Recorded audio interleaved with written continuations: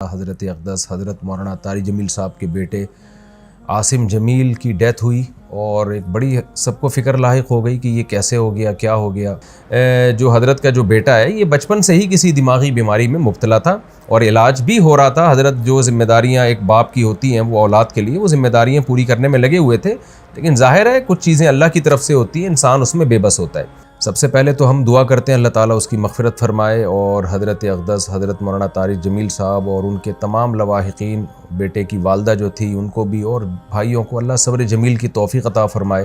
یہاں بہت سے لوگ یہ سوال اٹھا رہے ہیں کہ اتنا دیندار گھرانہ اور بیٹے نے خودکشی کر لی۔ ہر خودکشی ڈپریشن میں ہی ہوتی ہے، ٹینشن میں ہی ہوتی ہے، خوشی میں تو کوئی بھی خودکشی نہیں کرتا۔ یعقوب علیہ السلام کو ہم دیکھ لیں نا کہ ساری زندگی بیٹے کے غم میں روتے رہے مگر خودکشی کی طرف نہیں گئے۔ عمل کو خودکشی قرار دینا یہ کسی بھی طرح سے یہ بات درست نہیں ہے اور یہ ایک الزام ہے، اور اس الزام کا جواب آپ کو قیامت کے دن دینا پڑے گا۔ انسان پر کچھ کیفیات ایسی آ جاتی ہیں کہ جس میں وہ اپنے قول و عمل کا ذمہ دار نہیں ہوتا، اور اس کے قول و عمل پہ اس کو نہ گناہ ملتا ہے، نہ اس کو دنیا میں سزا ملے گی، نہ آخرت میں سزا ملے گی۔ یہ وہ جب ہے جب انسان کی دماغی صلاحیت کام کرنا چھوڑ دے۔ طلاق آپ کو معلوم ہے کتنا حساس معاملہ ہے، شدید غصہ میں بھی اگر انسان ہو تو طلاق واقع ہو جاتی ہے۔ ثلاث جدہن جد وہزلہن جد، اس حدیث کی روشنی میں۔ مفتی طارق مسعود کے بیانات کے لیے مفتی صاحب کے آفیشیل چینل مفتی طارق مسعود سپیچز کو سبسکرائب کریں۔ بسم اللہ الرحمن الرحیم، نحمدہ ونصلی علی رسولہ الکریم۔ گزشتہ رات ایک بہت ہی افسوسناک واقعہ پیش آیا۔ حضرت اقدس حضرت مولانا طارق جمیل صاحب کے بیٹے عاصم جمیل کی ڈیتھ ہوئی اور ایک بڑی سب کو فکر لاحق ہو گئی کہ یہ کیسے ہو گیا، کیا ہو گیا۔ اب ان کے بیٹے کا مولانا یوسف جمیل صاحب کا بیان سامنے آیا ہے کہ اس نے خود کو گولی مار کے ہلاک کیا اور ڈپریشن کا وہ پیشنٹ تھا۔ سب سے پہلے تو ہم دعا کرتے ہیں اللہ تعالیٰ اس کی مغفرت فرمائے اور حضرت اقدس حضرت مولانا طارق جمیل صاحب اور ان کے تمام لواحقین، بیٹے کی والدہ جو تھی ان کو بھی اور بھائیوں کو اللہ صبر جمیل کی توفیق عطا فرمائے اور اس بیٹے کو اس جہاں کی بھلائیاں نصیب کرے اللہ تعالیٰ، اس کے صغائر کبائر خطاؤں کو اللہ معاف کرے۔ میں جو یہ بیان ریکارڈ کروا رہا ہوں اس کا ایک بڑا مقصد جو ہے وہ ان لوگوں کو جواب دینا ہے جو اس عمل کو خودکشی قرار دے رہے ہیں، کیونکہ میں نے بھی کچھ کمنٹس پڑھے ہیں، کچھ لوگوں کے نیگیٹو کمنٹس ہیں۔ آپ کو پتہ ہے کہ دیندار طبقے کی طرف سے کچھ لوگ ایسے مخالف لوگ ہیں علماء کے، دینداروں کے، کہ ان کو موقع چاہیے ہوتا ہے پروپیگنڈا کرنے کا۔ ہمارے ہاں یہ بات مشہور ہے الحمدللہ، ہمارے ہاں دیندار طبقہ چاہے علماء کا ہو، قراء حضرات کا ہو، حافظوں کا ہو، الحمدللہ ان میں خودکشی کا ریشو نہ ہونے کے برابر ہے، ان کے گھروں میں بھی اور ان کے خود ان میں بھی کوئی بھی خودکشی نہیں کرتا۔ اور یہ بات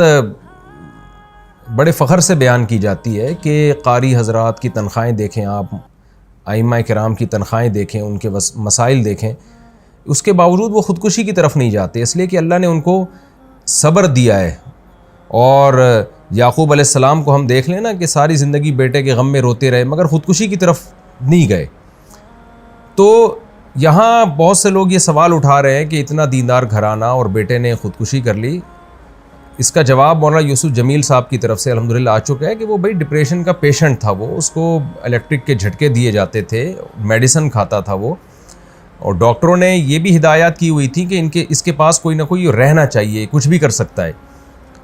تو یہ جواب میں سمجھتا ہوں کافی ہے ان لوگوں کا منہ بند کرنے کے لیے جو اس عمل کو خودکشی قرار دے رہے ہیں، لیکن آپ کو پتہ ہے جو فتنہ پرست لوگ ہوتے ہیں ان کو باتیں کرنی ہیں۔ بعض لوگ یہ بھی تبصرہ کر رہے ہیں کہ ہر خودکشی ڈپریشن میں ہی ہوتی ہے، ٹینشن میں ہی ہوتی ہے، خوشی میں تو کوئی بھی خودکشی نہیں کرتا۔ تو دیکھیں یہ ٹاپک ڈاکٹروں کا ہے، ڈاکٹر بتاتے ہیں، اور ہم نے مشاہدہ بھی کیا ہے کہ ڈپریشن دو طرح کی ہوتی ہے۔ ایک ڈپریشن تو عام لوگ جو دنیا کی محبت میں ڈپریشن میں گئے ہوئے ہیں، ایک ڈپریشن وہ ہوتی ہے جو کسی دماغی بیماری کی وجہ سے ہوتی ہے، اس میں دیندار لوگ بھی مبتلا ہو سکتے ہیں، اور اس کا کوئی علاج، اس کا علاج یہ نہیں ہے کہ اس کو صبر کی تلقین کی جائے، اس کا علاج میڈیسن ہوتی ہیں، دماغ میں کچھ کیمیکل آگے پیچھے ہو جاتے ہیں۔ ایسے بہت سارے پیشنٹ ہم نے اپنی زندگی میں دیکھے ہیں، بہت اچھے لوگوں کو جنہوں نے بڑی بڑی ٹینشنیں جھیلی ہیں، برداشت کی ہیں، لیکن وہ بیٹھے بیٹھے ڈپریشن میں چلے جاتے ہیں، میڈیسن لیتے ہیں تو سیٹ ہو جاتے ہیں، وہ دماغ کے کچھ کیمیکل ہیں جو آگے پیچھے ہو جاتے ہیں۔ یہی وجہ ہے، اور یہ نئی بیماری نہیں ہے، صدیوں پرانی بیماری ہے۔ یہی وجہ ہے کہ علماء کرام نے یہ مسئلہ طلاق کے مسائل میں بیان کیا اور قتل قصاص وغیرہ کے مسائل میں بیان کیا کہ انسان پر کچھ کیفیات ایسی آ جاتی ہیں کہ جس میں وہ اپنے قول و عمل کا ذمہ دار نہیں ہوتا، اور اس کے قول و عمل پہ اس کو نہ گناہ ملتا ہے، نہ اس کو دنیا میں سزا ملے گی، نہ آخرت میں سزا ملے گی۔ یہ وہ جب ہے جب انسان کی دماغی صلاحیت کام کرنا چھوڑ دے۔ طلاق آپ کو معلوم ہے کتنا حساس معاملہ ہے، شدید غصہ میں بھی اگر انسان ہو تو طلاق واقع ہو جاتی ہے۔ ثلاث جدہن جد وہزلہن جد، اس حدیث کی روشنی میں۔ لیکن علماء نے بیان کیا کہ اگر کوئی ڈپریشن کا پیشنٹ ہے اور اس کے پاس قرائن ہے اور وہ اس کا دماغ صحیح کام نہیں کر رہا، ایسی صورت میں وہ بیوی کو 100 طلاقیں بھی دے دے گا تو نہیں ہوں گی، اس لیے کہ اس کا دماغ ہی کام نہیں کر رہا ہے ایسے موقع پہ۔ تو جب طلاق جیسے مسئلے میں ہم علماء کرام آج سے صدیوں پہلے ایک اسٹریس اور ڈپریشن کا مریض جس کا دماغ کام کرنا چھوڑ دے، اس کے اس عمل کو طلاق قرار نہیں دیتے، وہ زبان سے کفریہ کلمات اگر زبان سے نکالے گا تو وہ کافر نہیں ہوگا۔ حالانکہ کفر تو مذاق میں بھی اگر آپ کفریہ کلمات زبان سے نکالتے ہیں تو آپ کافر ہو جاتے ہیں، لیکن اتنا بڑا جرم بھی معاف کر دیا اللہ تعالیٰ نے اگر اس کا دماغ کام نہیں کر رہا۔ تو ایسے ہی خوب سمجھ لیں کہ ایسا ڈپریشن کا مریض اگر کسی کو قتل کر دیتا ہے یا اپنے آپ کو قتل کر دیتا ہے تو وہ نہ دنیا میں مجرم ہے، نہ اللہ کے ہاں وہ مجرم ہے۔ اس میں ملامت کرنا اور کسی کو برا بھلا کہنا یا کوئی نیگیٹو باتیں کرنا، یہ جو باتیں کرنے والے لوگ ہیں وہ مجرم ہو جائیں گے۔ تو ایک ڈپریشن وہ ہوتی ہے جو دنیا سے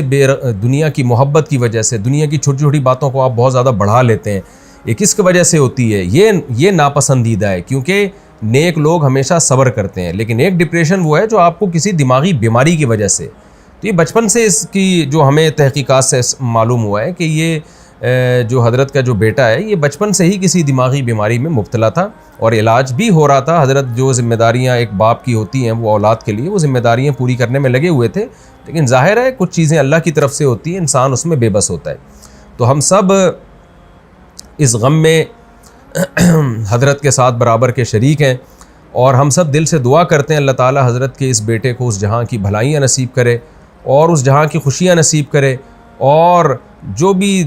ان کے رشتہ دار اور لواحقین ہیں اللہ تعالیٰ ان سب کو صبر جمیل کی توفیق عطا فرمائے، اور جو منفی کمنٹس کرنے والے لوگ ہیں اللہ تعالیٰ ان کو ہدایت دے۔ اور میں پھر دوبارہ اپنی بات کو ریپیٹ کرتا ہوں کہ اس عمل کو خودکشی قرار دینا یہ کسی بھی طرح سے یہ بات درست نہیں ہے، اور یہ ایک الزام ہے، اور اس الزام کا جواب آپ کو قیامت کے دن دینا پڑے گا۔ اللہ تعالیٰ مرحوم کی مغفرت فرمائے اور لواحقین کو اللہ صبر جمیل کی توفیق عطا فرمائے، اور مرحوم کو جنت میں اللہ تعالیٰ اعلیٰ درجات عطا فرمائے۔ وما علینا الا البلاغ۔